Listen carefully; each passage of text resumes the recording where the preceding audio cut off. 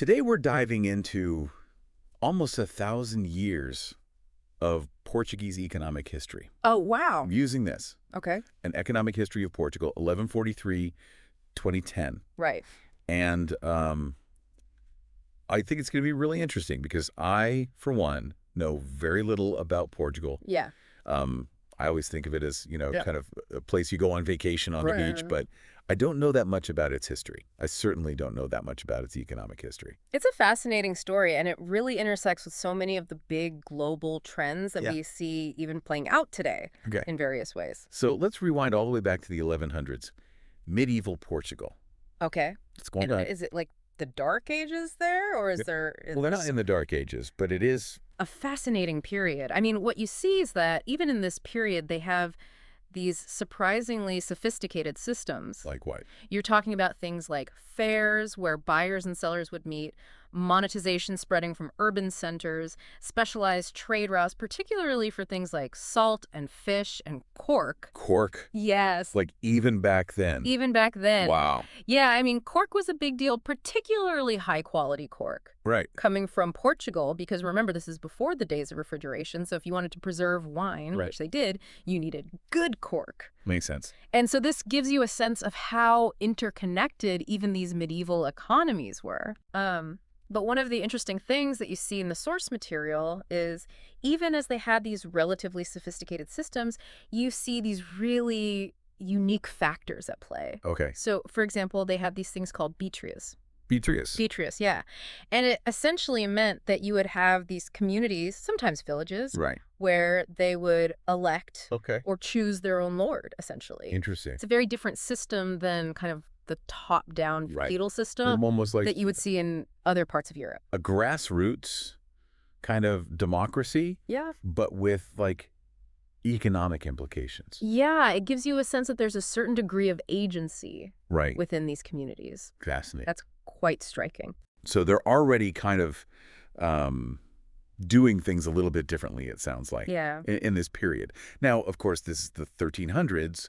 We've got the Black Death that hits. Right. What happens to Portugal? So the Black Death is devastating, as it is in Mhm. much of Europe. Yeah. But one of the things that the source material highlights is just how uneven the impact is, even within Portugal. Oh, okay. You know, it Mhm. wasn't just this blanket, oh, here comes the plague, and it affects everyone equally. Right. Some communities are hit far harder than others. Okay. And this actually shapes Right. So it creates their economic trajectory. different economic trajectories, even within a Based on- relatively small geographic area. Exactly. So it's an important thing to keep in mind. Interesting. Okay, so we've got this, like, medieval Portugal humming along. They're trading cork. They're electing their own lords. Right. It almost sounds too good to be true. Yeah.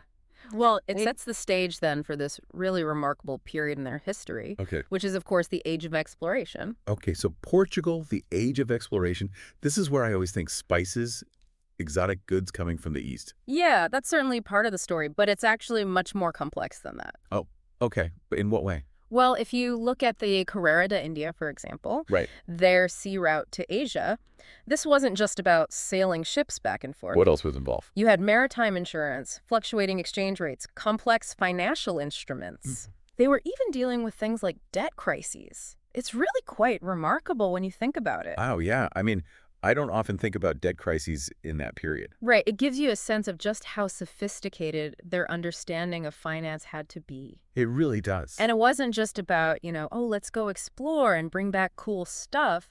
It sounds like there was a real economic strategy. Absolutely. They were trying to secure access to resources, things like wheat from Morocco, which was vital for their own consumption, gaining trade advantages, accessing new markets. This was about positioning themselves. So it's a very, like, active kind of empire building. Exactly. It's not just sort of stumbling upon things. Not at all. But that's got to come with its own challenges too, right? It does, and that leads us right into the 17th century, what the source material calls war and recovery, where they're grappling with, how do you actually finance a global empire? Yeah, wars are expensive. Exactly. And we see some interesting things emerge. For example, the decima. The decima, what's that? Essentially, an early form of income tax. They had income tax back then. It was an early version of it, but still. That's wild. How do you even, like figure out what people are making back then?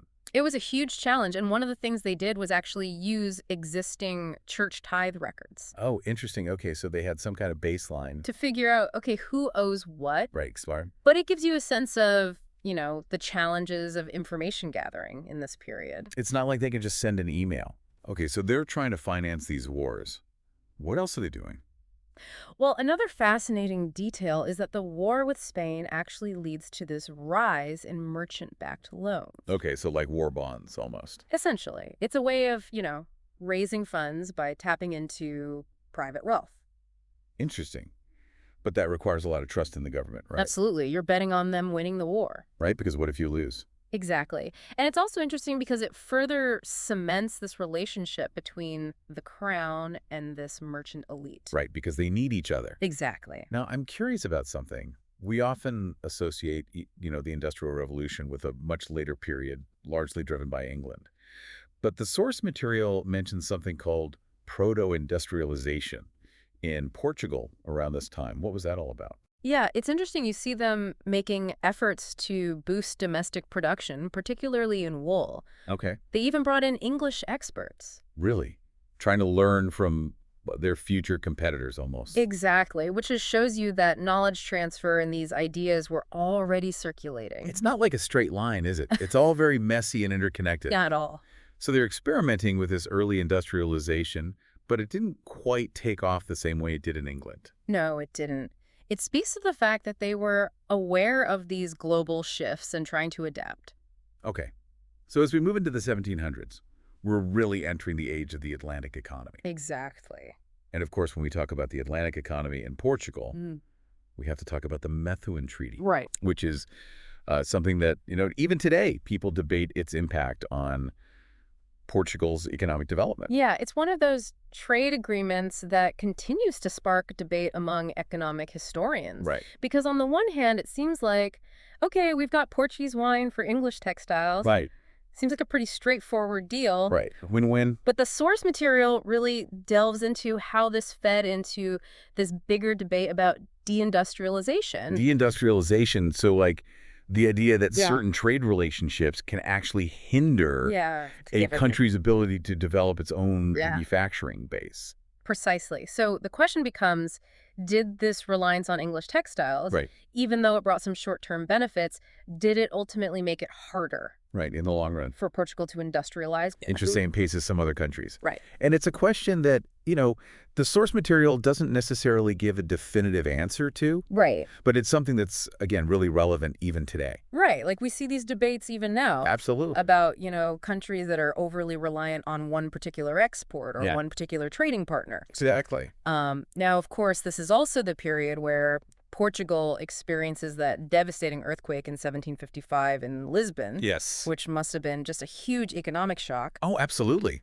The 1755 Lisbon earthquake was one of the most devastating natural disasters in European history. Wow. But one of the interesting things that the source material highlights is that it also became a catalyst for state intervention in the economy. Interesting. So you have the Marquis of Pombal, who was this key figure. Right. Yeah. And he essentially used the disaster as an opportunity to not just rebuild Lisbon, but try to really reshape the Portuguese economic landscape. So almost like an opportunity out of a tragedy. Exactly. To kind of set a new course. Yeah, and it's interesting because you see echoes of this even in modern discussions of disaster relief and, Right, build back better and all like that. Building back better, exactly. Yeah. So it's this idea that, when you have this kind of blank slate, so to speak, you can try to not just rebuild what was there, but maybe address some of the underlying... Right, some of the things that weren't working before. Exactly. That was reform successful. It's a mixed bag.